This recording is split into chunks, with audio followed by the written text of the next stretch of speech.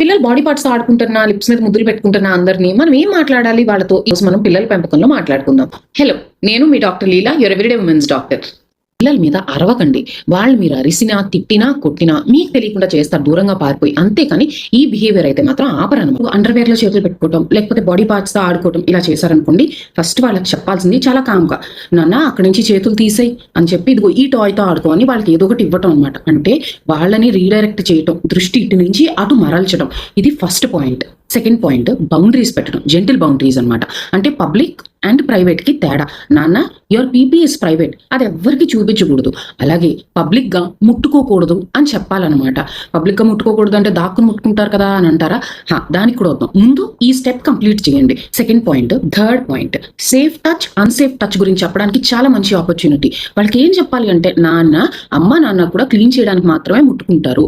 Doctor కూడా అమ్మ నాన్న ఉన్నప్పుడే ముట్టుకోవాలి. టీచర్ ముట్టుకున్నా, స్కూల్లో ఇంకెవరు ముట్టుకున్నా, ఎక్కడ ముట్టుకున్నా కూడా వెంటనే అమ్మకి చెప్పాలి అన్న. ఇంకా నిద్రపోతున్నప్పుడు ముట్టుకుంటున్నారు అనుకోండి, ఒక బ్లాంకెట్ కానీ ఇలాంటి సాఫ్ట్ టాయ్ ఒకటి ఇవ్వండి. చూడండి, స్క్విషీగా సాఫ్ట్ గా ఉంటుంది, ఇలా చేతిలో ఇమిడిపోతుంది అనమాట. ఇలాంటి టాయ్ ఒకటి ఇవ్వండి. వాళ్ళు దీన్ని పట్టుకుని సూటింగ్ గా ఉంటుంది వాళ్ళకి, ఇది కూడా కంఫర్టబుల్ గా ఇది పట్టుకుని నిద్రపోతారు.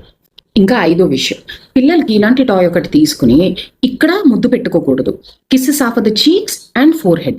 అలాగే మీరు ఇంట్లో ఉన్నప్పుడు హైఫైలు ఇవ్వటం, వాళ్ళని హగ్ చేసుకోవటం, తర్వాత ముద్దు పెట్టుకున్నా కూడా ఇక్కడ పెట్టుకోవటం, ఇలాంటివే చేయండి. అంటే వాళ్ళకి ఏంటంటే పిల్లలు బాగా కాపీ చేస్తారు, వాళ్ళకి అర్థమవుతుంది. మీరు ప్రతిసారి చెప్పాల్సిన అవసరం లేదు, వాళ్ళకి అర్థమవుతుంది అనమాట. Kisses are for the cheeks.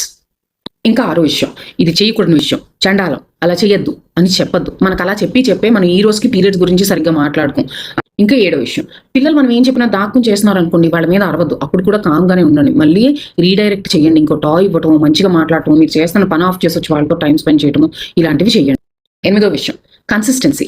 అంటే రోజు మీరు ఒకలాగే ఒక్కటే పదే రిపీట్ చేయడం అనమాట. మనకు విసుగ్గా ఉన్నా కానీ పిల్లలు మనం రిపీట్ చేస్తూ ఉంటేనే వింటారు. కాబట్టి కన్సిస్టెంట్గా, కామ్గా రోజు ఒకే విషయం, kisses are for the cheeks not for the lips, your peepee is private, చేతులు పెట్టద్దు అని చెప్పి ఇలాంటివి చిన్ని ఫ్రేజెస్ రిపీట్ చేస్తూ ఉండండి. తొమ్మిదో విషయం, గట్టిగా అరవకండి, వాళ్ళని షేమ్ చేయొద్దు.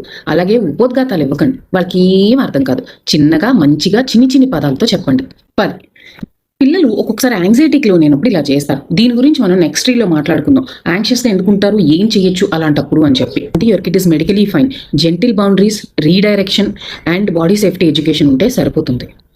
ఇంత సెన్సిటివ్ టాపిక్ని మీకు అర్థమయ్యేలా చెప్పాను అని మీకు అనిపిస్తే లైక్ చేయండి. ఎవరికైనా ఉపయోగపడుతుంది అనుకుంటే షేర్ చేయండి. మీకు ఫ్యూచర్లో ఖచ్చితంగా ఉపయోగపడుతుంది. సేవ్ చేసుకోండి. దీనికి ఇంకా 2 other parts ఉన్నాయి కాబట్టి ఫాలో చేయడం మర్చిపోకండి.